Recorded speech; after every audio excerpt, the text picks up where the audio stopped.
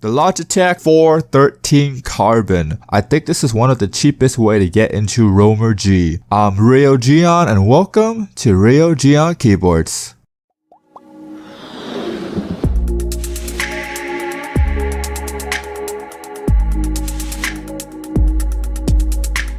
Besides the red LED, this keyboard is very professional looking, so you can definitely bring this keyboard to work without people batting an eye. I love the floating key design, it makes the keyboard easier to clean and I really dig that font. They definitely went with the minimalistic approach when it comes to the overall design because they included the media functions on the sides of the F keys. I really dig this idea and I think other companies should be taking notes. The dark brush aluminum finish gives this keyboard a very premium appearance, plus the layout is standard, which typically I would say it's easier to find keycaps replacement for, but with the Roamer G switches, I'm not quite sure the aftermarket is there yet. So far, I'm really digging this keyboard, so if you're new to the channel and you haven't subscribed yet, be sure to hit that subscribe button and ring that bell for the latest content. Without a doubt, the Switch is the most polarizing thing about the keyboard. I love it. I'm not afraid to admit it because it's a lighter version of the MX Brown Switch and it has a deeper sound. So it's like the MX Brown 2.0, but there's always a big but. You can't really find keycaps replacement for them, which is sad because the keycaps on this board isn't the best. If my K70 wasn't broken in, I would pick this over the MX Brown. Only if they have an aftermarket for the Switch. Oh well,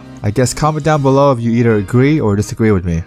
This keyboard uses Cherry MX stabilizers, which is nice because it makes it so much easier to clean the keyboard. The sacrifice is that it's not as crispy as the Cold-Star, but that's fine. I'll take the stabilizer any day of the week. Like I said before, the keycaps aren't the best because it's the typical thin ABS keycaps that are found in most mainstream gaming keyboards. I would want them to use higher quality keycaps, but we both know this isn't happening anytime soon, so consider this as a setback to an otherwise great keyboard. The back of the keyboard has this pattern, which I remember seeing it from the 610 and 810. I also believe that it has cable management slots. I'm not sure because it doesn't look like it's big enough to fit most cables, so your mileage may vary. The flip up feet does have rubber on them, so the keyboard will be planted at both angles, and you get USB pass-through, which is freaking awesome because I use the USB pass-through a lot on my K70. The cable is braided and the USB tip is silver, which I'm beginning to think this is the more preferred combination in the community. So you have that going for you, which is nice. I enjoy typing on this keyboard a lot. It's one of the few occasions where I actually select the keyboard to write my review. I would say I'm coming up with excuses to type on this keyboard and I do enjoy every moment of it. The transitions are smooth and I feel like I'm flying through the keys. The feel is great and the sound is just the icing on the cake because the keyboard sounds really nice. I'll put a link to the typing video below so you can hear what this keyboard sounds like. If you plan on getting a keyboard for typing and you don't plan on replacing the keycaps, I would recommend this keyboard.